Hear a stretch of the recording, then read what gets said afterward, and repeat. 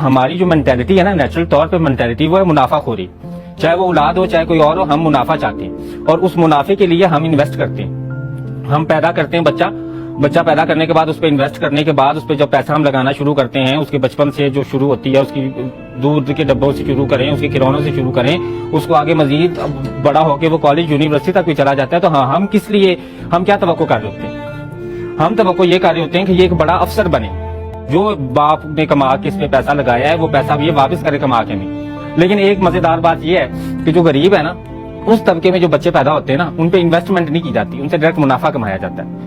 مطلب کہ آپ دیکھ لیں کہ بچپن میں بھی کوئی ان کو نہ کھلونے ملتے ہیں, بچپن میں نہ ہی ان کو گرم کپڑے ملتے ہیں, انہیں کچھ بھی نہیں ملتا. صرف اور صرف وہ ماں باپ کی منافع خوری کے لیے پیدا کیے جاتے ہیں کہ بھی وہ صبح جائیں اور جا کے کما کے لا کے یا باپ کا نشہ پورا کریں یا لا کے اپنے گھر میں راشن لے کے آئیں. اور وہ چھوٹے بچے آپ کو ورک شاپ پہ نظر آتے ہیں, آپ کو گھروں میں نظر آتے ہیں, آپ کو ہر جگہ پہ نظر آتے ہیں. اور ان کو دیکھ کے ہم یہ کہہ رہے ہوتے ہیں کہ یہ تو گھر کے بڑے ہیں. وہ گھر کے بچے ہی ہیں, بڑے کب ہو گئے ہو؟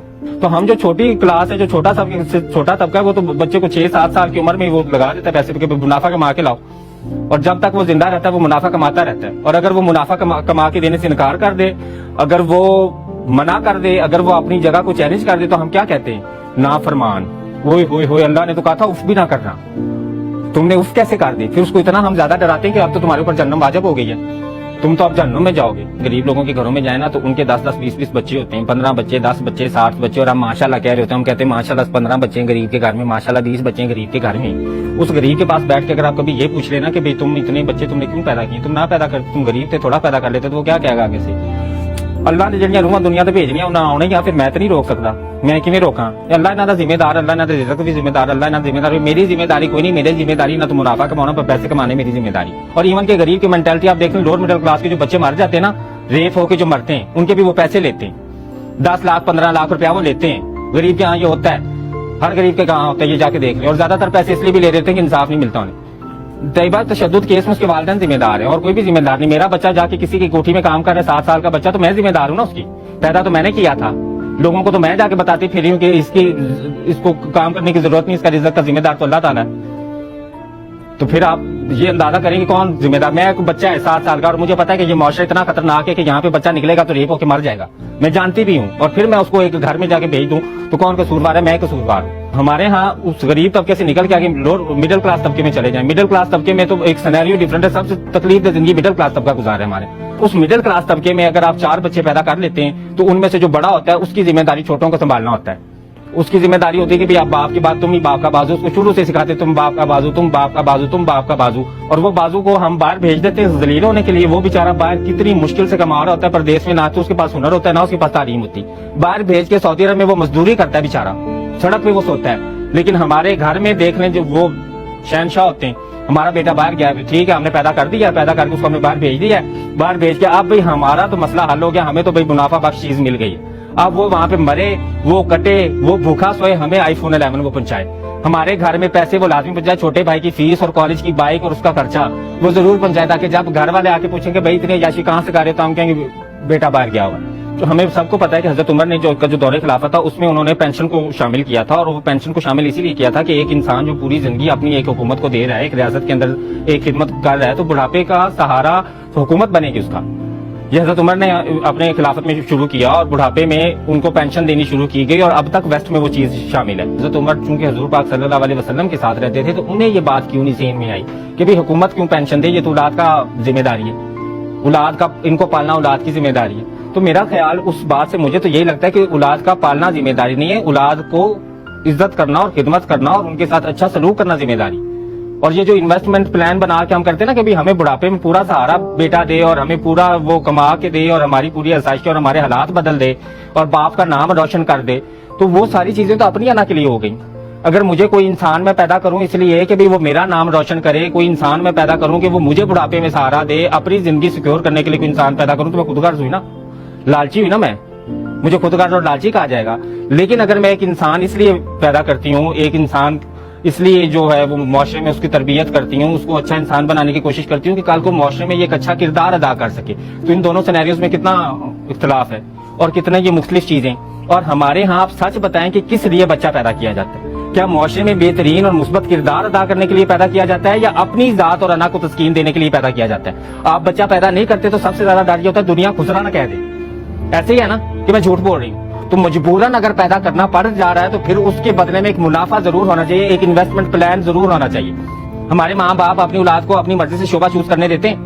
وہ کبھی بھی شعبہ چوز نہیں کرنے دیتے. انہوں نے پہلے سے سوچا ہوتا ہے کہ یہ ڈاکٹر بنے گا یا یہ سیاستدان بنے گا یا یہ انجینئر بنے گا یا یہ CSS کا آفیسر بنے گا, کیونکہ یہ جو 4 ٹرمز ہم نے آئیڈیلائز کیے نا اولاد کو بنانے کے لیے, ان چاروں میں منافع زیادہ ہے. تو اس کے علاوہ کچھ بننے دیتے ہیں ہم؟ آپ یہ بتائیں کہ صرف ایسا ہم لفظی اختلاف نہیں کرتے, ایسا نہیں کہ ہم لفظوں سے کہتے ہیں کہ بیٹا یہ نہ بنو, ہم تو باقاعدہ اس کو مینٹلی ڈپریس کرتے آتے سے زیادہ خودکشیاں نہیں کی بچوں نے. کیوں کی؟ کیونکہ ہم نے انہیں وہ بننے نہیں دیا جو وہ بننا چاہتے تھے. ہم نے اپنی مرضی کے مطابق انہیں بنایا کہ ہماری مرضی کے مطابق جو ہم چاہتے ہیں وہ بنو. دیکھیں یہ تو ہمارے ہاں جو عورتوں ہیں نا, عورتیں چونکہ گھر میں کام کر رہی ہوتی ہیں, انہوں نے ہاؤس ہولڈ سنبھالا ہوتا ہے, تو اب انہیں تو چاہیے ہوتی ہے اس ذمہ داری سے چھٹکارا. اب اس ذمہ داری سے چھٹکارا حاصل کرنے کے لیے انہیں بہو چاہیے. تو وہ تو اپنا بیٹا اس لیے پال رہی ہوتی ہے کہ بہو اپنی مرضی کی لاؤں گی, بہو تو اپنی مرضی کی لے کے آؤں گی, تمیز والی لے کے آؤں گی. نہ بھائی پڑھیاں لکھیاں نہیں لے کے آؤں, بہت زبان چلاؤں گی.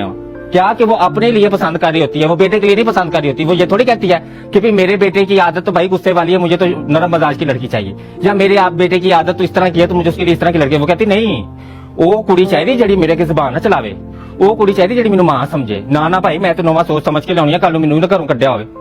اس کو تو ایک انویسٹمنٹ کے طور پہ ایک بہو چاہیے جو اس سے ساری ذمہ داری سنبھال کے تو گھر اس کا رہنے دے, مطلب گھر کی مالک وہ ساس ہی رہے لیکن نوکرانی بہو بن جائے. یہ اس کا انویسٹمنٹ پلان ہے. اور اگر وہ نہ ہو اور اگر بیٹا تھوڑی سی بہو کی سائڈ لے لے تو پھر ماں کا ڈرامہ دیکھا کتنا لگاتی. وہ شروع کہاں سے ہوگی؟ تینوں پالیا, تینوں پیٹ 9 مہینے رکھیا, تیرے ٹھنڈیاں جگہ تے ستی, گلی جگہ تے ستی, تینوں سکی تے سلایا, تو اج آ میں فائدہ کٹیا کہ تیری بہو مینوں گل کر رہی, تو انہوں تھپڑ نہیں ماریا, تو انہوں طلاق نہیں دیتی. اور کتنی زیادہ طلاقیں تو خود ہی کرواتی ہیں کہ بھی ہمارے اسٹینڈرڈ کی نہیں تھی, بے شک تمہیں پسند بھی تھی تو وہ میری مرضی پہ نہیں اترے. ہمیں ہر کچھ اپنے لیے چاہیے, ہم خود غرض اور مطلبی لوگ انتہا کے, حد سے زیادہ مطلبی لوگ ہیں. ہمیں کوئی اولاد بھی چاہیے تو اپنی ذات کے فائدے اور نفع اور خوشی کے لیے, اگر ہمیں کوئی اور چیز بھی چاہیے تو اپنی ذات کے فائدے اور نفع اور خوشی کے لیے چاہیے. تو کاروبار کی جو ہے وہ اس میں کاروبار میں 2 چیزیں آتی ہیں, ایک تو اثاثہ جات آتے ہیں جن کو ہم ایسٹ بولتے ہیں, اور ایک لائبلٹی ہوتی ہے, مطلب جس سے آپ کو منافع نہیں آ رہا ہوتا, آپ کو کاروبار میں ضروری چاہیے بھی ہوتی ہیں. تو مسئلہ یہ ہے کہ اس میں جو ہمارے خاندان فیملی سسٹم جو والدین ہیں نا, ان کے لیے لائبلٹی وہ بیٹیاں ہیں جن کے وہ نصیب سے بہت ڈرتے ہیں, اور جن کو پیدا کرتے ہیں وہ بڑا روتے ہیں کہ یہ تو منافع نہیں کما کے دے گی, تو پرائے گھر چلی جائے گی, اس سے کہاں سے پیسہ آئے گا. تو بیٹیوں سے تو شروع سے ہم جان چھڑاتے ہیں. یہ تو پچھلی صدی میں چلے جائیں تو وہ کہتے ہیں تو بیٹی کو پڑھا لکھا کے کیا کرنا ہے, بیٹی کو کچھ بھی دے کے کیا کرنا ہے, اس نے تو پرائے گھر جانا ہے, اس نے کون سا یہاں پہ رہنا ہے. لیکن آج کل چونکہ آپ کو میں نے بتایا کہ ہماری حوث اور لالچ انتہا کو پہنچا ہوا ہے, آج کل تو بیٹی کو پڑھانا ضروری ہو گیا کیونکہ شادی نہیں ہوتی.